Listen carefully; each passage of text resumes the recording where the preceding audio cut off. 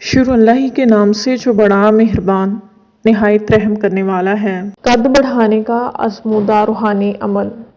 آج کل سب سے اہم مسئلہ ہے کہ قد کا نہ بڑھنا۔ اس کی مختلف وجوہات ہو سکتی ہیں۔ اس مسئلے کے سبب لڑکیوں اور لڑکوں کے رشتے جلد طے نہیں ہو پاتے۔ میرے ساتھ بھی کچھ اسی طرح کا مسئلہ تھا۔ اس میں ایک بڑی رکاوٹ یہ ہے کہ گلے کے غدود کا بڑھ جانا۔ پہلے ان غدود کا علاج کیا جائے اور کھٹی، تیز مرچوں، مسالہ، چٹپٹی اور تلی ہوئی چیزوں سے اجتناب کیا جائے۔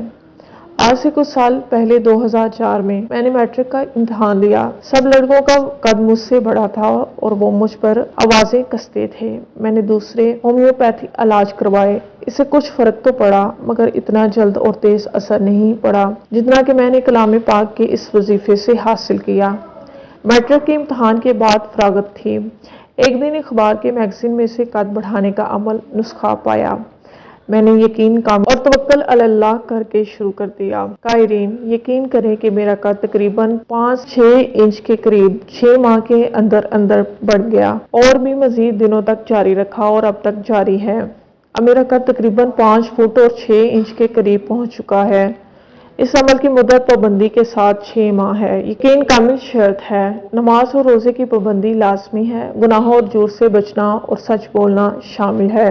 یہ میرا مشاہدہ اور تجربہ ہے۔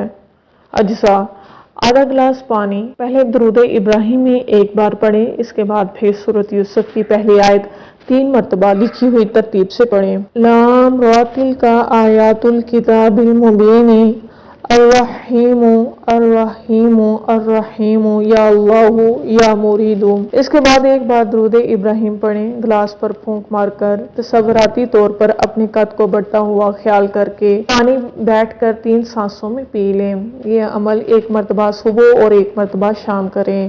یاد رہے مستقل مزاجی لازمی ہے۔ اگر کوئی ناغہ آئے تو اگلے دن مزید 1 دن پڑھیں۔ اللہ کے ہاں دیر تو ہو سکتی ہے، اندیر نہیں۔ جلد بازی کا مظاہرہ نہ کریں کہ شیطان بنے ہوئے کاموں کو بگاڑنے میں دیر نہیں لگاتا۔ سب قائرین سے دعاؤں کی درخواست ہے۔